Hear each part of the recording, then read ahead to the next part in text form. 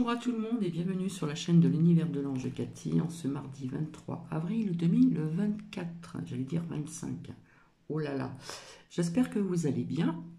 Donc je remercie les personnes qui ont laissé des commentaires. Alors j'ai épinglé un commentaire qui m'a bien parlé également. Donc merci à vous, c'est très gentil, hein.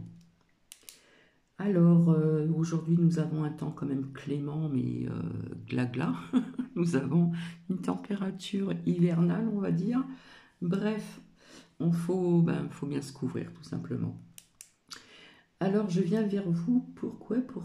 Pour vous faire écouter et à visionner également l'ANC, l'incroyable technologie, donc cachée des Égyptiens. Je reviendrai, je pense, ce week-end. Oui, il me semble que ça sera OK pour ce week-end. Pour vous dire ce que je vous avais dit au niveau des énergies de 2024, je vous avais parlé de certains pays euh, en guerre qui auraient donc un lien avec euh, Palestine et surtout Israël. Voilà, je vous avais cité quelques pays. Donc il faut que je revienne vers vous pour ceci. Et via aussi donc ce que j'ai entendu donc hier soir, et pas plus tard qu'hier, il me semble que c'était hier matin que je suis venu vers vous, je vous avais dit certaines choses avec l'oracle de l'œil de lotus. Voilà, et j'avais dit certaines choses bien avant aussi. Donc, en ce qui concerne assez rapidement, alors, petit cappuccino à la vôtre, voilà. Alors, j'arrête pas de courir, hein. Je ne fais que ça de mes journées en ce moment. Cet après-midi, je suis absente, j'ai des choses à faire, etc., etc. Mercredi matin, atelier coiffure dans cette association. Donc, j'ai vu la personne, hein, vis-à-vis du générique. Alors, il a créé avec une intelligence, je ne vais pas dire le mot, euh, une musique qui m'a vraiment bien plu. C'est tout à fait finalement ce que je recherchais. Donc, on me l'a envoyé, je l'ai écouté et j'ai vu donc ces créations d'images aussi que l'on avait vues ensemble. Donc, ce générique doit apparemment venir cette semaine ou en début de semaine prochaine. Voilà. Donc j'espère que cela vous plaira. Donc avant de partager mes vidéos, bien sûr. Qu'est-ce que je vais vous dire encore d'autre? Oui, ben voilà. Donc j'ai un petit peu de temps devant moi. Alors par contre, je vais donc vous lire cette citation du jour. En ce mardi 23 avril 2024, sans l'âme, le corps n'aurait pas de sentiment, et sans le corps, l'âme n'aurait pas de sensation. Ceci est d'Antoine de Rivarol. Donc voici. Et donc nous allons être dans le noir pour vous faire visionner quelque chose qui m'a bien parlé. L'Ankh, l'incroyable technologie cachée des Égyptiens. Alors j'ai une personne qui m'a demandé aussi si je pouvais voir avec des oracles en ce qui concerne les européennes, mais comme vous le savez, je suis apolitique, voilà, depuis très très longtemps, puisque je vous ai dit depuis très longtemps également qu'on les voit se tirailler entre eux, mais quelque part ce sont des potos, des potes, qui prennent des repas ensemble et voilà. Donc pour moi ce sont pratiquement tous les mêmes. Voilà. Donc je verrai ultérieurement. Donc je reviendrai vers vous pour ce que je vous avais dit en 2023, pour les énergies de 2024. Je vous avais dit certaines choses. J'espère qu'il y a des personnes qui ont peut-être retenu ou pas. Je n'en sais rien. Mais ça faisait très longtemps que je vous disais aussi que je voyais d'autres guerres. Et finalement, il y a bien donc un lien avec l'Israël et je vous ai parlé d'Israël et la Palestine. Voilà. Et je vous avais cité donc des pays. Hein. Comme je vous avais dit, j'avais fait des petites cartes moi-même et j'avais marqué pays orientaux. D'accord? Donc voilà, je vais finir mon cappuccino. J'espère que je n'oublie rien parce que j'ai tellement de choses en tête. Alors, ce qui est incroyable, c'est ce que je vous ai fait montrer hier avec l'oracle de l'œil de lotus. Et apparemment, ils en ont parlé hier. Donc voilà. Donc voici, voilà. Qu'est-ce que je voulais vous dire d'autre? Nuki va très bien. Donc merci pour les personnes qui pensent à Nuki également aussi. Également, voilà. Et donc, bien écoutez, je vous souhaite donc un bon visionnage, une bonne écoute pour les amateurs donc qui sont attirés par l'Égypte, comme Cathy depuis très très très longtemps, ou parfois on se pose des questions vis-à-vis de beaucoup de choses, de leur construction, des pyramides, etc., etc., que ce soit aussi donc l'île de Pâques et bien d'autres endroits aussi également. Mais là, ce que je vais vous faire écouter, c'est l'incroyable technologie cachée donc des Égyptiens. Donc je mets sur pause, je reviens, je vous souhaite donc une bonne écoute. Merci.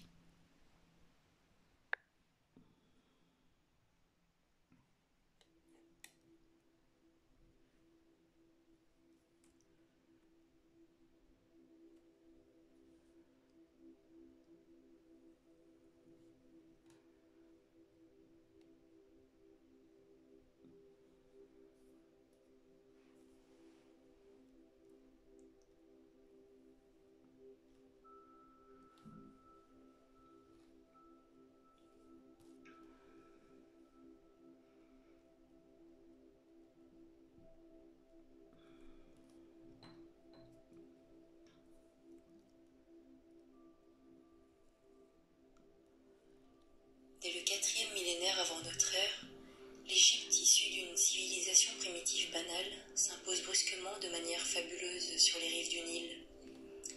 Les incroyables édifices encore visibles de nos jours sont les preuves presque inaltérables du niveau de sophistication atteint par ce peuple il y a près de 5000 ans. Si les arts, les sciences, l'organisation sociale, les techniques agricoles et la gestion des crues du Nil ont permis à l'Égypte de développer l'une des civilisations les plus florissantes de son époque, le tout fut sans doute facilité par la mise en place d'un système d'écriture, d'un alphabet, les hiéroglyphes. Parcourant les temples, scrutant leurs murs, ces symboles s'imposent à nous tel un code indéchiffrable composé d'images expressives et simplifiées d'objets, de choses de la vie quotidienne, de divinités. Parmi ces milliers de signes, un seul qui ne soit pas concret, l'Ankh, la croix de vie égyptienne dont l'origine est inconnue. Omniprésente, simple, troublante, mystérieuse, elle sera présentée par les guides comme le signe de vie, la vie étant paradoxalement ce qu'il y a de plus simple et de plus complexe. Dans les ouvrages littéraires ou historiques, ces interprétations seront encore plus variées et fantaisistes, ne serait-ce qu'en raison de leur antinomie. Ce qui frappe, c'est que l'auteur le plus prolifique ne consacre guère que quelques lignes à la croix au sein de l'ouvrage le plus copieux. Pourquoi s'est-on désintéressé à ce point de ce symbole récurrent dans les textes égyptiens ?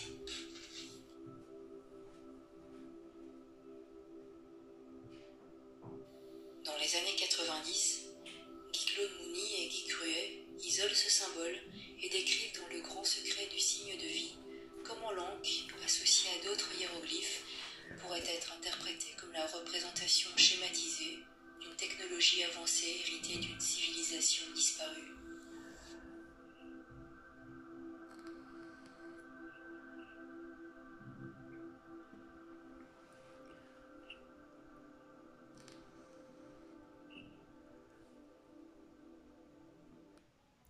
Je vous suggère de bien regarder les détails, c'est très important. Merci.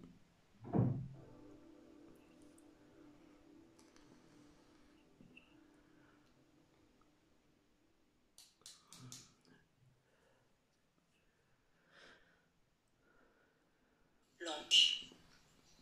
Connu sous le nom de croix du Nil, croix de vie ou croix en C, il s'agit de la représentation d'une croix suspendue à une anse. Les symbolistes y verraient tout de suite la moitié redressée du signe de l'infini, surmontant une croix en tau ou croix de Saint-Antoine. La croix égyptienne est omniprésente sur 800 000 km² et 5 000 ans d'histoire. Elle est l'élément répété de bas-reliefs, de sculptures, mais aussi signe de l'alphabet au sens de vivant. Sous le nom encore de source de vie, et dans l'interprétation des égyptologues, elle est l'instrument par lequel les dieux donnent la vie. Parfois pendante, parfois braquée, souvent dirigée vers la narine de Pharaon, elle semble effectivement lui insuffler la vie. Au lieu des narines, c'est peut-être l'ensemble menton-nez-bouche qui est visé. Omniprésente chez les divinités, elle n'est portée que par Pharaon, très rarement par la reine chez les humains. Pharaon ne la guère que comme accessoire que les dieux lui ont confié. Il la tient souvent dans la main de manière très passive, il ne l'utilise pas. Pour certains, la croix en C était une puissante manière de capter les influences astrales et la magie. Manipulée allègrement par les divinités qui la portent, la braque comme une baguette magique ou comme un défibrillateur cardiaque qui rend la vie. Voilà donc comment se présente cette croix, étant entendu que nous la voyons aussi partout, mais statique, comme élément de texte et de décor. Hors texte, l'Ankh est parfois inclus dans un groupe de signes dont l'origine concrète est loin d'être évidente. Les mêmes hiéroglyphes, pas toujours tous à la fois, sont groupés, un peu comme un logo, ne donnant pas vraiment de traduction cohérente.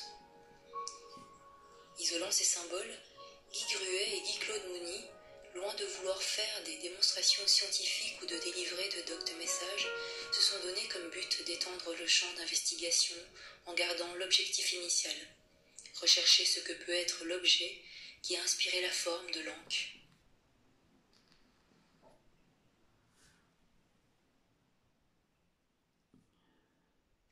L'électricité tire son nom de l'ambre, électron en grec, cet ambre qui frottait attire les corps.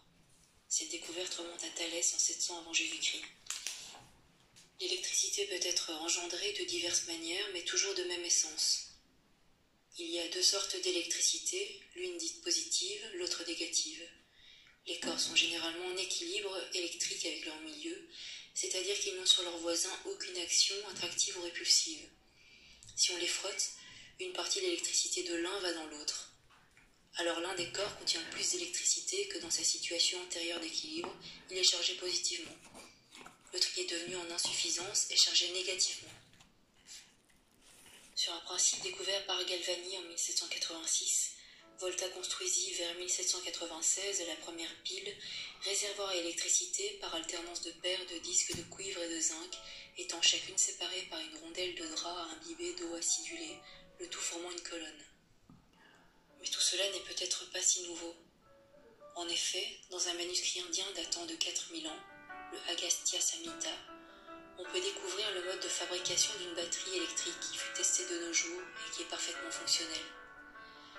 Cette batterie indienne n'est pas sans rappeler la fameuse pile de Bagdad, découverte en 1936 et qui daterait du IIIe siècle avant Jésus-Christ. En Égypte, dans le temple d'Hathor de Dendera, un étrange bas-relief semble représenter un dispositif d'éclairage moderne. La connaissance de l'électricité est l'un des héritages de la civilisation ayant précédé la nôtre, ayant atteint un haut degré de sophistication. Dans une lecture, le médium Edgar Cayce avait décrit une salle pleine d'archives située près d'une des pattes du Sphinx. Les éléments que contiendrait cette cage traiteraient de l'Égypte ancienne et de l'Atlantide. Il avait également décrit les grands cristaux de l'Atlantide, source d'énergie qui transmettait l'énergie solaire par ondes radio. Cayce affirmait qu'un important échantillonnage de matériel et de moyens de communication électrique datant de l'époque atlante était enfoui dans les déserts de Gobi. Lorsque l'Atlantide sombra, des groupes de survivants trouvèrent refuge en divers endroits du globe, notamment en Égypte, amenant avec eux un savoir avancé dans de nombreux domaines. C'est la raison pour laquelle la civilisation égyptienne semble sortie de nulle part et déclinée au fil des millénaires. Enfoui profondément, l'héritage fut transformé en secret, et petit à petit, le peuple oublia le sens des symboles.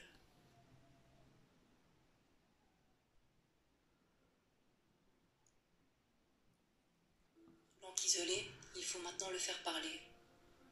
Afin de continuer l'enquête, Lang fut soumis à une expérimentation, l'effet Lichtenberg.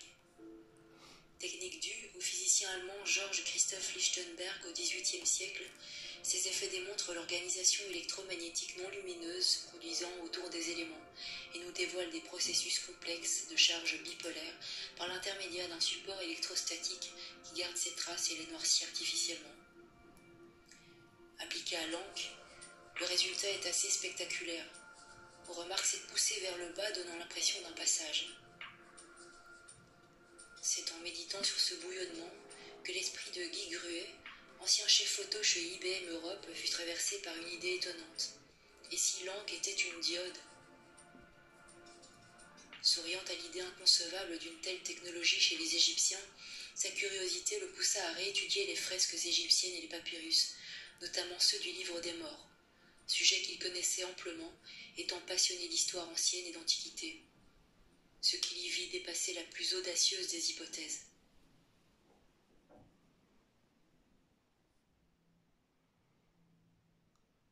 Ce dessin papyrus vient du livre des morts, le livre d'Ani, daté de 1420 avant Jésus-Christ, dont l'auteur tira ses sources de documents très anciens. Dans cette illustration, l'encre, ou la diode, tient une place centrale. Du grec diodos. Revenons à l'illustration du livre des morts. L'encre ou la diode y tient une place centrale. Il est prolongé par deux bras qui pourraient être l'antenne dirigée vers le soleil ou l'espace. Rappelons que les Égyptiens ne représentaient que des choses concrètes. La colonne, Djed, sur laquelle il est posé, ne pourrait-elle pas être la pile pour l'alimentation, rappelant la pile de Volta?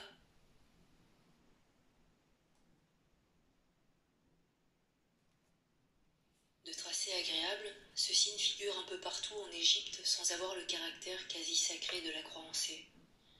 Rarement représenté seul, il était pourtant le centre d'intérêt d'une cérémonie publique, dite érection du djed. Ce sont les prêtres qui officiaient, ce qui montre bien l'importance du signe dans la religion et la symbolique égyptienne. Ce rite se célébrait à Memphis, en hommage au dieu Ptah, le démiurge, dieu des artisans et des architectes. Du temps de Champollion, ce signe observé fréquemment sur les monuments posait déjà un problème d'origine et d'usage. Certains y voyaient un nilomètre servant à mesurer les crues du fleuve, d'autres un arbre ébranché. Son appellation réelle est colonne d'énergie, ce qui correspondrait avec notre perception de pile. L'origine du mot pile vient du latin pila, qui signifie colonne. De tout temps, en matière de puissance électrique continue, l'homme a été limité par un problème de tension, et il a fallu additionner des éléments pour disposer de la puissance suffisante. La fabrication d'un élément individuel ne pouvant dépasser environ 1,5 volt de rendement, les besoins d'une tension supérieure amènent à accumuler autant d'éléments nécessaires en multiples d'1,5 volt. La traduction du mot djed, stabilité et durée, correspond exactement aux qualités de base d'une pile. Ces deux critères sont recherchés depuis le début par les fabricants de piles, la stabilité du débit en tension et la durée de ce débit.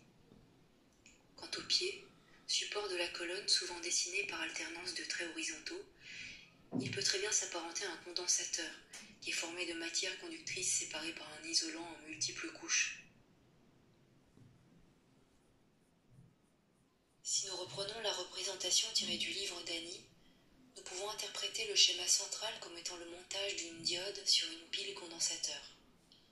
De manière moderne, ce montage s'apparente à ceci.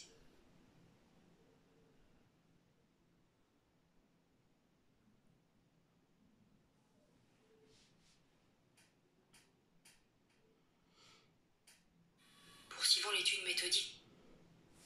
Chez Direct Assurance, nouveau scandale sur l'eau interdit utilisé par Nestlé. L'ANSES révèle de multiples... Nous découvrons de part et d'autre du djed, Isis et Nephthys, les sœurs nommées les deux divines, à genoux sur le signe Neb, communément appelé le signe d'or. Mal connu, il ressemble à un petit banc fait d'osier pour le moins curieux. Si l'on bascule le dessin à la verticale et qu'on oublie un instant la version précédente, on peut le soumettre à un technicien radio. Il y verra le schéma d'un écouteur ou d'un haut-parleur avec les deux bobinages et leur noyau de fer reposant sur une membrane. Il y remarquera même une animation au sens d'une pression, d'une émission, d'une évocation sonore, par les petites larmes paraissant exprimer le rayonnement du son. La traduction de Neb, signe d'or, peut reposer sur la dureté autant que la longévité de ce métal, ce qui est pour le moins incompatible avec la notion de petit banc souvent avancée. On y voit d'ailleurs les déesses debout ou agenouillées, mais jamais assises comme on pourrait s'y attendre s'il s'agissait vraiment d'un siège. La deuxième traduction de Neb, signe de la pérennité, prend un sens particulier dans le concept d'un appareil devant restituer le son, puisque c'est alors le maintien de la voix, la persistance du verbe avec tout ce que cela sous-entend. La pérennité d'une voix célèbre disparue n'est-elle pas assurée par le haut-parleur ?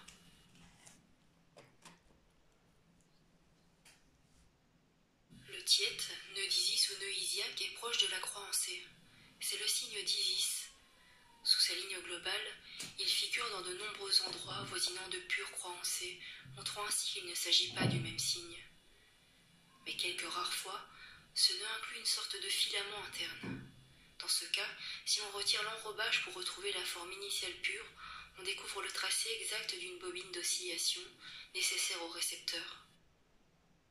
Si on le compare à une bobine réglable datant des années 50, on y voit une ressemblance parfaite avec le petit anneau et les deux brins disponibles pour le branchement du circuit récepteur. Le choix de la longueur d'onde se fait par glissement du petit cylindre de ferrite qui bloque la fréquence.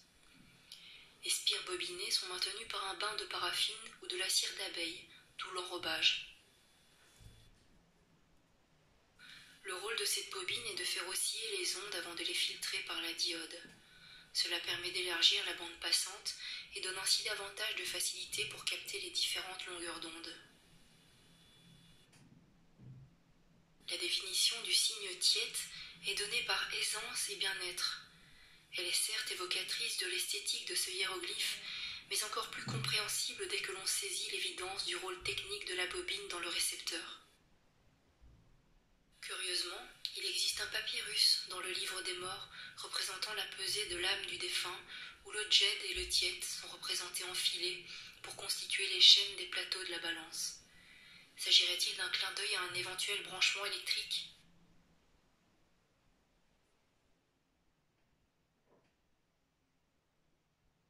Nous venons de découvrir 4 éléments majeurs d'un ensemble radio stylisé dans les hiéroglyphes.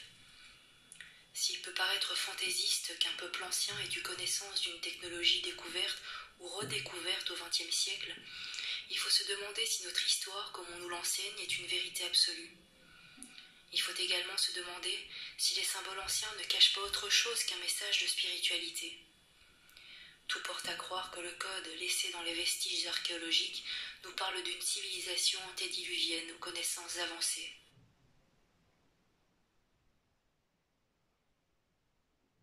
Puisque l'on vient d'évoquer la réception radio, on peut se demander si de l'autre côté il n'y aurait pas émission radio. Nous pensons alors naturellement au micro. Remarquons sur cette représentation qu'à l'instar d'un artiste en scène, les dieux font de même avec leurs bâtons. Dans une main, Anubis porte l'anque, dans l'autre l'oas ou bâton des dieux.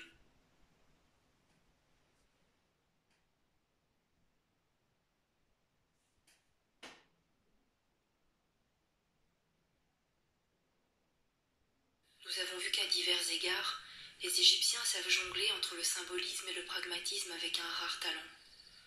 Pour ces derniers, nous savons que la partie basse du bâton de commandement ou de berger, fourchu, est destinée à immobiliser les serpents en les coinçant. C'est plausible, cela l'est moins pour les dieux, à moins qu'il ne s'agisse d'un suivi symbolique de la forme. Dans la reproduction gravée ou peinte, l'extrémité haute de la canne a une forme très stylisée, penchée, qui a priori fait penser aux poignées de canne contemporaines. Mais à bien y regarder, c'est un peu haut pour une poignée. Comment s'appuyer dessus ? Ensuite, cette poignée se place toujours devant le visage et dans le même sens. Observons une version permettant de discerner le détail. On y distingue que le haut de la canne est une tête d'animal.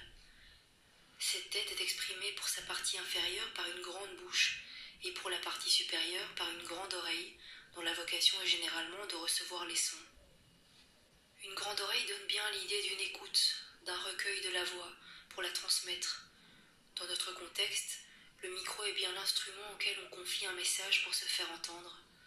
Tout cela s'inscrit bien dans la logique de l'inventaire des signes auxquels nous nous sommes livrés. Le nom de ce bâton sceptre est donc was, bâton de commandement symbolisant la puissance, ce qui se conçoit aisément car l'ordre se donne par la voix. Se faire entendre d'un plus grand nombre est bien la démarche de tous les chefs. Pour confirmer notre impression, nous pouvons nous pencher sur un bas-relief peint du temple de Séti Ier à Abydos. On y voit le bâton en action par la figuration de la chaîne des accessoires roulants qui, répétés, prend un sens de relais entre Pharaon et le dieu Anubis possédant la canne au complet. Dans l'Ancien Empire, à en juger par les représentations, le dieu Ptah de Memphis était un utilisateur privilégié de la canne micro super appareillée. Sans doute parce qu'il était défini comme étant la divinité qui nomme les êtres vivants et appelle les humains par leur nom. C'est d'ailleurs Ptah qui est à l'origine du culte du Djed, célébré à Memphis en son honneur comme initiateur. Ici, le dieu Ptah muni de la pile, la diode et le micro. Nous sommes maintenant en mesure de porter un autre regard sur certaines représentations.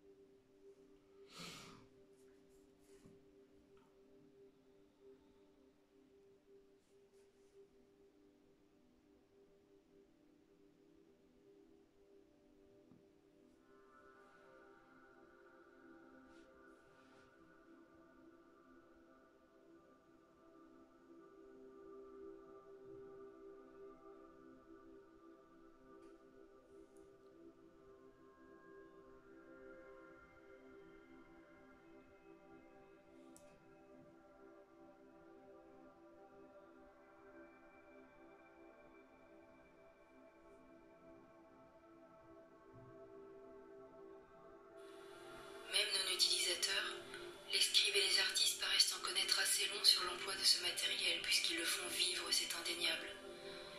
Ils l'utilisent avec justesse sous forme de symboles correspondant parfaitement à leur définition, bien qu'il soit quasiment certain que les Égyptiens n'ont ni construit ni utilisé ce matériel. Ces technologies en seraient restées au stade de schéma, transmis, recopiés sans cesse, avec d'ailleurs quelques erreurs d'interprétation qui sembleraient confirmer un non-usage effectif par ce peuple. Il s'agirait de copies d'un même document de base, soigneusement conservé après par exemple la découverte fabuleuse d'une cache contenant du matériel. Le plateau de Gizeh incite à penser qu'une partie au moins de ces locaux enfouis aurait pu être des dépôts cachés d'une civilisation antérieure. Pourquoi pas ceux des Atlantes? Si le mot Atlante gêne, nous pourrions y substituer les termes civilisation pré-égyptienne. Dans ce contexte, on parle également souvent de l'Inde et du Tibet.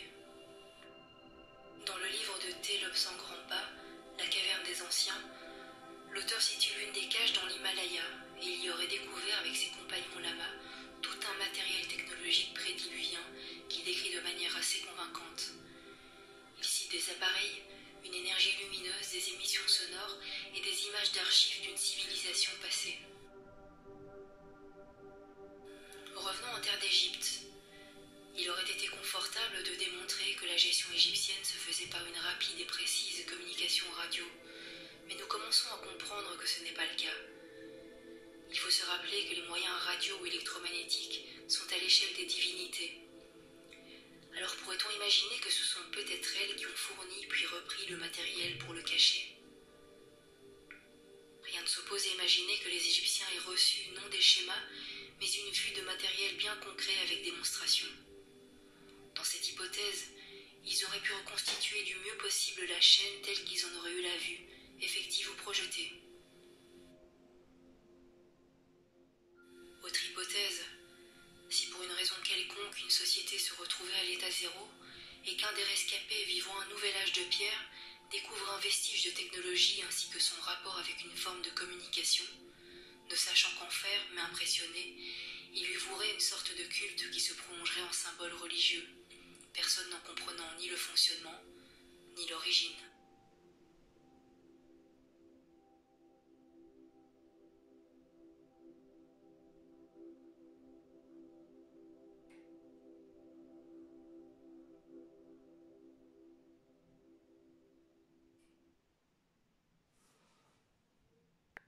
Donc voici, alors si des personnes sont intéressées, si vous voulez mettre des commentaires, on va dire des commentaires en langage des oiseaux. Hein, vous faites des fautes, vous ajoutez des petits points, etc. etc. Sincèrement, j'ai trouvé ce site très intéressant, c'est pour ça que je suis venue vers vous pour vous le faire partager. Comme je vous dis tout le temps, il y a des personnes qui se posent des questions et d'autres personnes qui ne s'en posent pas. Je suis de celles qui se posent des questions. Je vous souhaite une agréable journée, un très bon mardi et je vous retrouve très bientôt. Allez, bisous bisous.